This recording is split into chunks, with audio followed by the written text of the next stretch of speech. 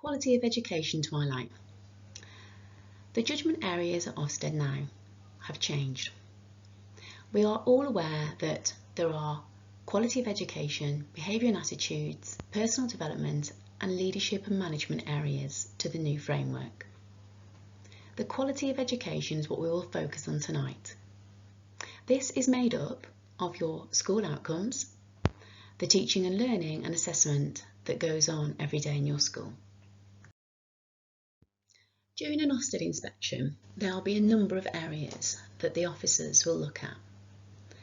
This will include a pre-inspection phone call, where you'll have a conversation with an inspector about where your school is at. They will then unpick that with other leaders in your school and unpick that further with other teachers and other members of staff within your school. They will then validate your judgments with a series of activities, pupil discussions, lesson visits, and other curriculum leaders' discussions. They'll look through books and they'll ascertain the progress in books, the sequence of learning in books, and how well the children really understand their work, so the depth of learning. They'll bring all of that together to make their judgment. So the activities tonight are all about unpicking that as a school and really giving a good review to the intent, the implementation and the impact of your education at your school. So the intent, what the school sets out to achieve, what it can demonstrate, what sort of rich and varied curriculum is on offer. Implementation, how the school curriculum is actually taught day in and day out, how it translates into the classroom to every individual pupil. How much of it do they take on, which leads to the impact, the outcomes for those pupils, the apparentness of that through discussion about skills and knowledge that they've developed across their whole entire curriculum. How much have they retained? What has that stickability?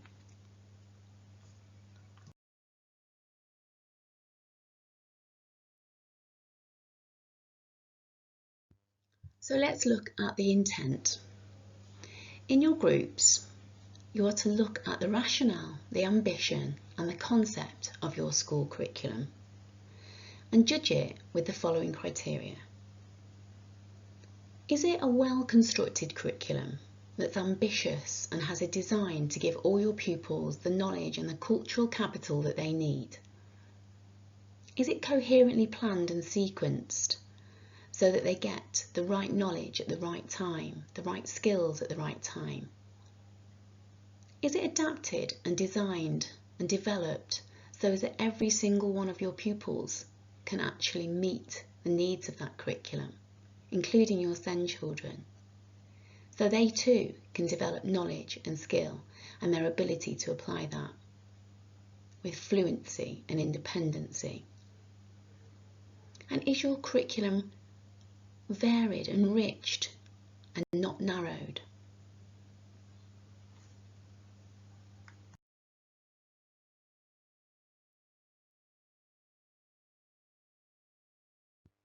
So let's look at implementation.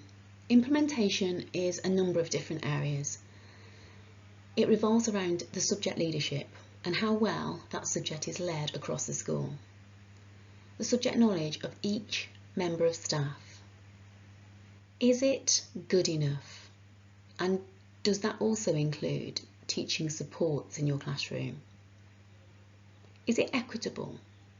Is it delivered well in every year group across the whole school? Is it progressive so that children build up that knowledge and skill at the appropriate times across their primary career?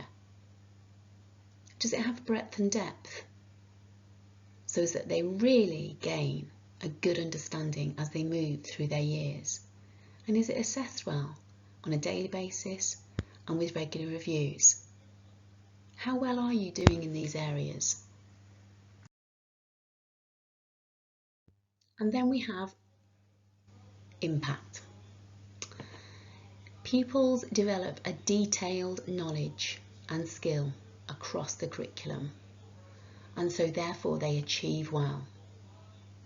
So they have outcomes that are expected at least, if not better. So the question is evaluating how many of your children do you actually accelerate, take out of their attainment band and move into their higher attainment band. So if they were a lower attaining child, are they leaving you as a middle attaining child at national expected? If they came in and they were nationally expected, your middle attaining child, are they leaving you as a higher attainer, excelling in that progress? Are they leaving at the end of year 6 ready for the next stage of their education with a good build-up and layer of the skills that they need and the knowledge they need to be successful at secondary school? And that's also a question for each and every one of the groups within school. The prior attainment groups, the SEND group, your LAC children, all of the children in your school.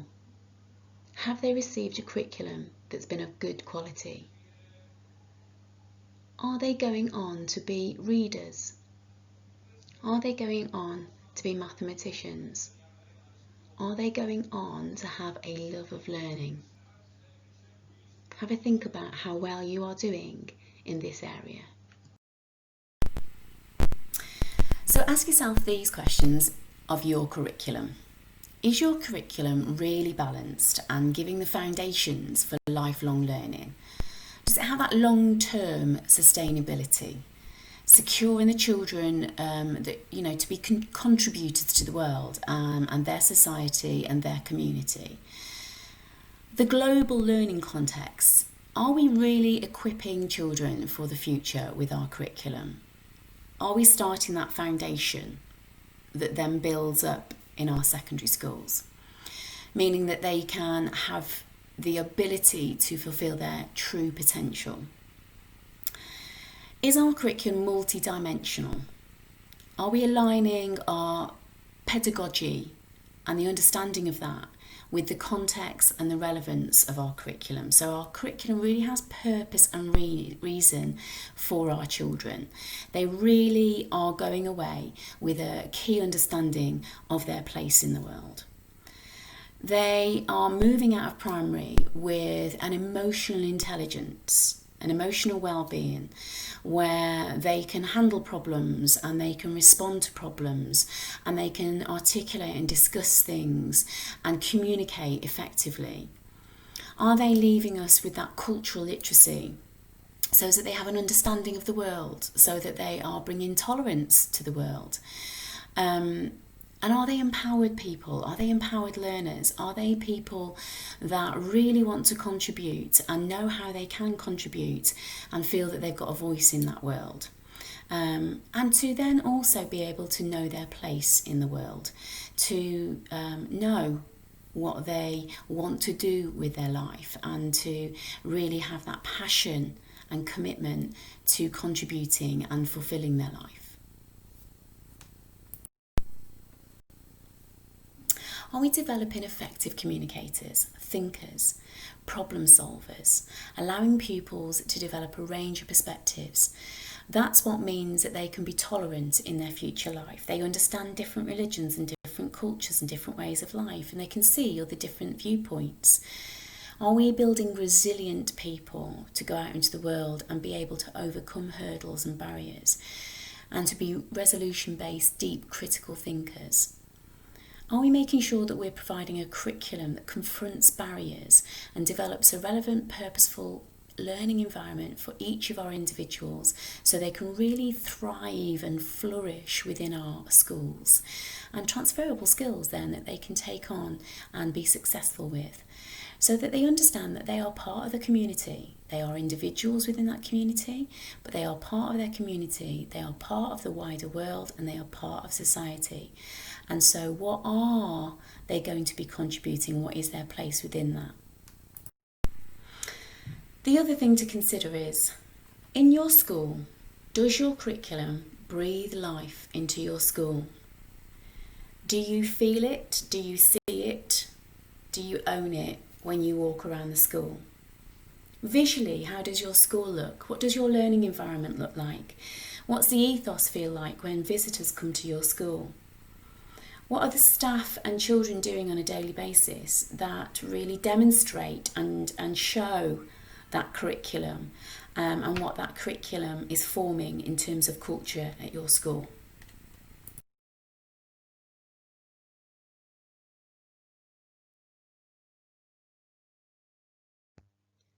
So you've now had a chance to do some self-evaluation. You've had a think in your groups about the curriculum, what is actually taught at your school, the teaching, how that curriculum is taught at your school, and the assessment of that curriculum to get the desired outcomes in your school. Have a clear understanding with an honest reflection of where you think you are with that, and then very quickly complete a brief of what you will need to do next to improve that further.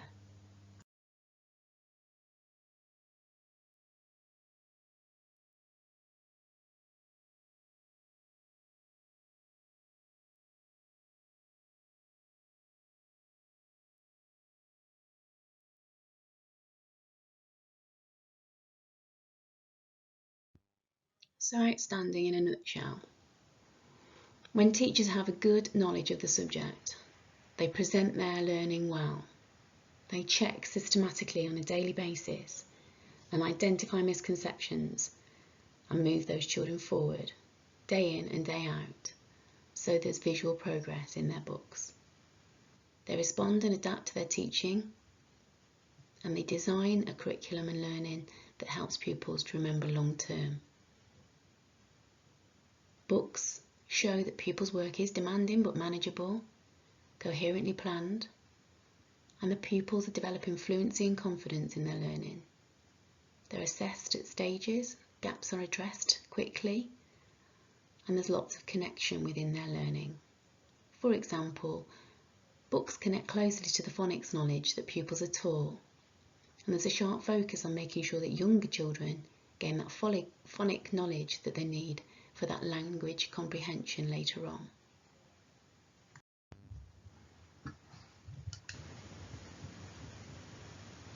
But what else is outstanding? We've already talked about the fact that it's a school that confronts all barriers to learning, delivers what matters to the children, and makes sure that they are ready for their future generation. It's a liberating curriculum. It's a curriculum and a learning environment that's in collaboration and in partnership with the community, with businesses, other schools, to give those children that shared learning experience. A real reason and a real purpose to the curriculum that provides the children with those fundamentals to allow them to go and be successful in life. Gives them perspective of the community, their own individual lives, but also that wider world with those transferable skills, that cultural knowledge that develops that cultural literacy and perspective. We have a duty to help our pupils find their place in the world and provide that curriculum that breathes life into our school. That global learning experience that equips the children, that blended learning experience, that means that we are delivering it to them in a way that they can access. You know, if it's technology, if it's visual, if it's auditory, if it's kinesthetic, whatever way they learn, we need to be ready to provide it with a really skilled understanding of that pedagogy and how children learn, so that we can transfer the best of what has been thought and said to our children. They can develop those acquisition of skills and knowledge and be able to be predictors, explainers, to think different ways, so that they can articulate that and have that effective communication. Bringing that all together means that we will be fulfilling every child's needs and ambitions and giving them the right start to life. So to finish, what do you have and what do you now need to do to make sure that your school is a school that really develops those types of learners, those types of future adults that are going to be successful in life, future leaders.